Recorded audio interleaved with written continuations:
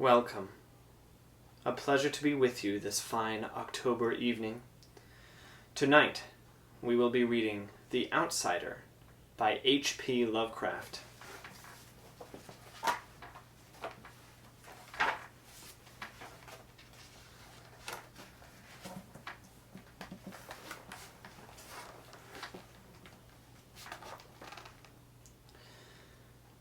Unhappy is he to whom the memories of childhood bring only fear and sadness. Wretched is he who looks back upon lone hours in vast and dismal chambers with brown hangings and maddening rows of antique books, or upon odd watches in twilight groves of grotesque, gigantic, and vine-encumbered trees that silently wave twisted branches far aloft. Such a lot the gods gave me. To me, the dazed, the disappointed, the barren, the broken. And yet I am strangely content, and cling desperately to those sere memories, when my mind momentarily threatens to reach beyond to the other.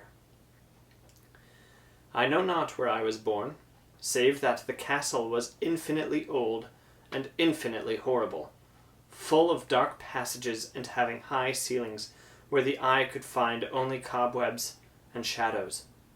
The stones in the crumbling corridors seemed always hideously damp, and there was an accursed smell everywhere, as of the piled-up corpses of dead generations. It was never light, so that I used sometimes to light candles and gaze steadily at them for relief. Nor was there any sun outdoors, since the terrible trees grew high above the topmost accessible tower.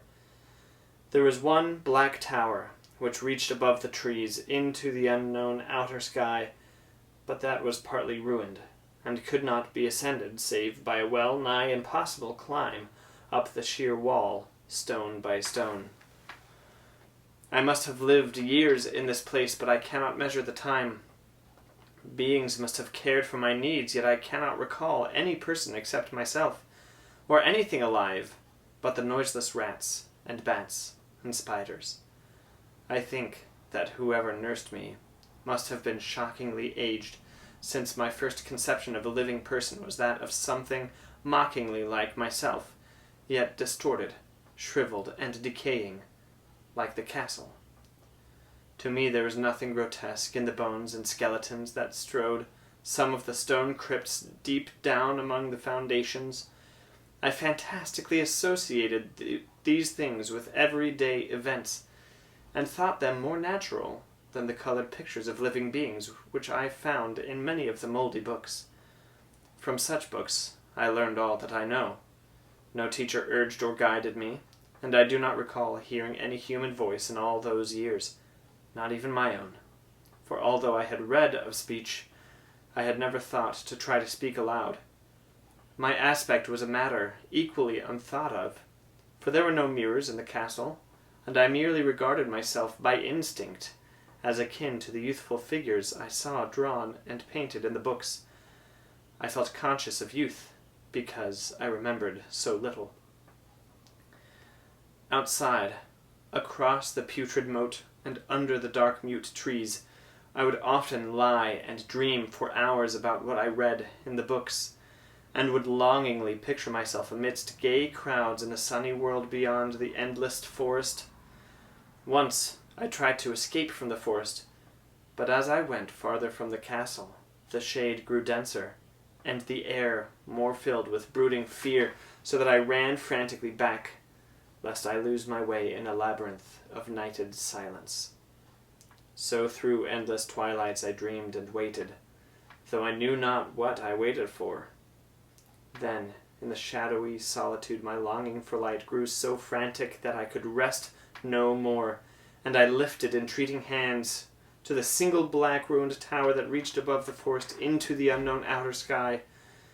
And at last I resolved to scale that tower, fall though I might, since it were better to glimpse the sky and perish than to live without ever beholding day. In the dank twilight I climbed the worn and aged stone stairs till I reached the level where they ceased, and thereafter clung perilously to small footholds leading upward. Ghastly and terrible was that dead, stairless cylinder of rock, black, ruined, and deserted, and sinister with startled bats whose wings made no noise. But more ghastly and terrible still was the slowness of my progress, for climb as I might, the darkness overhead grew no thinner, and a new chill as of haunted and venerable mold assailed me. I shivered as I wondered why I did not reach the light, and would have looked down had I dared. I fancied that night had come suddenly upon me, and vainly groped with one free hand for a window embrasure, that I might peer out and above, and try to judge the height I had attained. All at once, after an infinity of awesome, sightless crawling up that concave and desperate precipice, I felt my head touch a solid thing, and I knew I must have gained the roof, or at least some kind of floor. In the darkness I raised my free hand and tested the barrier, finding it stone and immovable. Then came a deadly circuit of the tower, clinging to whatever holds the slimy wall could give, till finally my testing hand found the barrier yielding, and I turned upward again, pushing the slab or door with my head as I used both hands in my fearful ascent. There was no light revealed above, and as my hands went higher I knew that my climb was, for the nonce, ended, since the slab was the trapdoor of an aperture, leading to a level stone surface of greater circumference than the lower tower. No doubt the floor of some lofty and capacious observation chamber. I crawled through carefully, and tried to prevent the heavy slab from falling back into place, but failed in the latter attempt. As I lay exhausted on the stone floor, I heard the eerie echoes of its fall, but hoped, when necessary, to pry it open again. Believing I was now at a prodigious height, far above the accursed branches of the wood, I dragged myself up from the floor and fumbled about for windows, that I might look for the first time upon the sky, and the moon and stars of which I had read. But on every hand I was disappointed, till all that I found were vast shelves of marble, bearing odious oblong boxes of disturbing size. More and more I reflected and wondered what hoary secrets might abide in this high apartment, so many eons cut off from the castle below. Then unexpectedly my hands came upon a doorway, where hung a portal of stone, rough with strange chiseling. Trying it, I found it locked. But with a supreme burst of strength I overcame all obstacles and dragged it open inward. As I did so, there came to me the purest ecstasy I have ever known, for shining tranquilly through an ornate grating of iron and down a short passage-way of stone steps that ascended from the newly found doorway was the radiant, full moon, which I had never before seen save in dreams and in vague visions I dared not call memories. Fancying now that I had attained the very pinnacle of the castle, I commenced to rush up the few steps beyond the door, but the sudden veiling of the moon by a cloud caused me to stumble, and I felt my way more slowly in the dark. It was still very dark when I reached the grating, which I tried carefully and found unlocked, but which I did not open for fear of falling from the amazing height to which I had climbed. Then the moon came out. Most demoniacal of all shocks is that of the abysmally unexpected and grotesquely unbelievable. Nothing I had before undergone could compare in terror with what I now saw, with the bizarre marvels that sight implied. The sight itself was as simple as it was stupefying, for it was merely this. Instead of a dizzying prospect of treetops seen from a lofty eminence, there stretched around me on a level through the grating nothing less than the solid ground, decked and diversified by marble slabs and columns, and overshadowed by an ancient stone church whose ruined spire gleamed spectrally in the moonlight. Half unconscious, I opened the grating and staggered out upon the white gravel path that stretched away in two directions. My mind stunned and chaotic as it was, still held the frantic craving for light, and not even the fantastic wonder which had happened could stay my course. I neither knew nor cared whether my experience was insanity, dreaming, or magic, but was determined to gaze on brilliance and gaiety at any cost. I knew not who I was, or what my surroundings might be, though as I continued to stumble along I became conscious of a kind of fearsome latent memory that made my progress not wholly fortuitous. I passed under an arch, out of that region of slabs and columns, and wandered through the open country, sometimes following the visible road, but sometimes leaving it curiously to tread across meadows where only occasional ruins bespoke the ancient presence of a forgotten road. Once I swam across a swift river where crumbling, mossy masonry told of a bridge long vanished.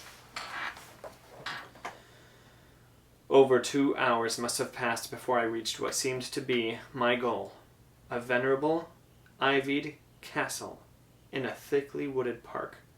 Maddeningly familiar, yet full of perplexing strangeness to me, I saw that the moat was filled in, and that some of the well-known towers were demolished, whilst new wings existed to confuse the beholder. But what I observed with chief interest and delight were the open windows, gorgeously ablaze with light and sending forth sound of the gayest revelry. Advancing to one of these, I looked in and saw an oddly dressed company indeed, making merry, and speaking brightly to one another. I had never seemingly heard human speech before, and could only guess vaguely what was said. Some of the faces seemed to hold expressions that brought up incredibly remote recollections. Others were utterly alien. I now stepped through the low window into the brilliantly lighted room, stepping as I did so from my single bright moment of hope to my blackest convulsion of despair and realization. The nightmare was quick to come, for as I entered there occurred immediately one of the most terrifying demonstrations I had ever conceived. Scarcely had I crossed the sill when there descended upon the whole company a sudden and unheralded fear of hideous intensity, distorting every face and evoking the most horrible screams from nearly every throat. Flight was universal, and in the clamor and panic several fell in a swoon and were dragged away by their madly fleeing companions. Many covered their eyes with their hands and plunged blindly and awkwardly in their race to escape, overturning furniture and stumbling against the walls before they managed to reach one of the many doors. The cries were shocking, and as I stood in the brilliant apartment alone and dazed, listening to their vanishing echoes, I trembled at the thought of what might be lurking near me unseen. At a casual inspection, the room seemed deserted, but when I moved toward one of the alcoves, I thought I detected a presence there, a hint of motion beyond the golden arched doorway leading to another and somewhat similar room. As I approached the arch, I began to perceive the presence more clearly, and then with the first and last sound I ever uttered, a ghastly ululation that revolted me almost as poignantly as its noxious cause, I beheld in full, frightful vividness, the inconceivable, indescribable, and unmentionable monstrosity which had by its simple appearance changed a merry company to a herd of delirious fugitives. I cannot even hint what it was like, for it was a compound of all that is unclean, uncanny, unwelcome, abnormal, and detestable. It was the ghoulish shade of decay, antiquity, and desolation, the putrid, dripping eidolon of unwholesome revelation, the awful bearing of that which the merciful earth should always hide. God knows it was not of this world, or no longer of this world, yet to my horror I saw in its eaten away and bone-revealing outlines the leering, abhorrent travesty on the human shape, and in its moldy, disintegrated apparel an unspeakable quality that chilled me even more. I was almost paralyzed, but not too much so to make a feeble effort toward flight. A backward stumble which failed to break the spell in which the nameless, voiceless monster held me. My eyes, bewitched by the glassy orbs which stared loathsomely into them, refused to close, though they were mercifully blurred, and showed the terrible object but indistinctly after the first shock. I tried to raise my hand to shut out the sight, yet so stunned were my nerves that my arm could not fully obey my will. The attempt, however, was enough to disturb my balance, so that I had to stagger forward several steps to avoid falling. As I did so, I became suddenly and agonizingly aware of the nearness of the carrion thing, whose hideous, hollow breathing I half fancied I could hear. Nearly mad, I found myself yet able to throw out a hand to ward off the fetid apparition which pressed so close, when in one cataclysmic second of cosmic nightmarishness and hellish accident, my fingers touched the rotting, outstretched paw of the monster beneath the golden arch. I did not shriek, but all the fiendish ghouls that ride the night wind shrieked for me, as in that same second there crashed down upon my mind a single and fleeting avalanche of soul-annihilating memory. I knew in that second all that had been. I remembered beyond the frightful castle and the trees, and recognized the altered edifice in which I now stood. I recognized, most terrible of all, the unholy abomination that stood leering before me as I withdrew my sullied fingers from its own. But in the cosmos there is balm as well as bitterness, and that balm is Nepenthe. In the supreme horror of that second, I forgot what had horrified me, and the burst of black memory vanished in a chaos of echoing images. In a dream, I fled from that haunted and accursed pile, and ran swiftly and silently in the moonlight. When I returned to the churchyard place of marble and went down the steps, I found the stone trapdoor immovable. But I was not sorry, for I had hated the antique castle and the trees. Now I ride with the mocking and friendly ghouls on the night wind, and play by day amongst the catacombs of Nefren Ka in the sealed and unknown valley of Hadoth by the Nile. I know that light is not for me, save that of the moon over the rock tombs of Neb, nor any gaiety save the unnamed feasts of Nitocris beneath the great pyramid. Yet in my new wildness and freedom I almost welcome the bitterness of alienage. For although Nepenthe has calmed me, I know always that I am an outsider, a stranger in this century and among those who are still men. This I have known ever since I stretched out my fingers to the abomination within that great gilded frame, stretched out my fingers and touched a cold and unyielding surface of polished glass.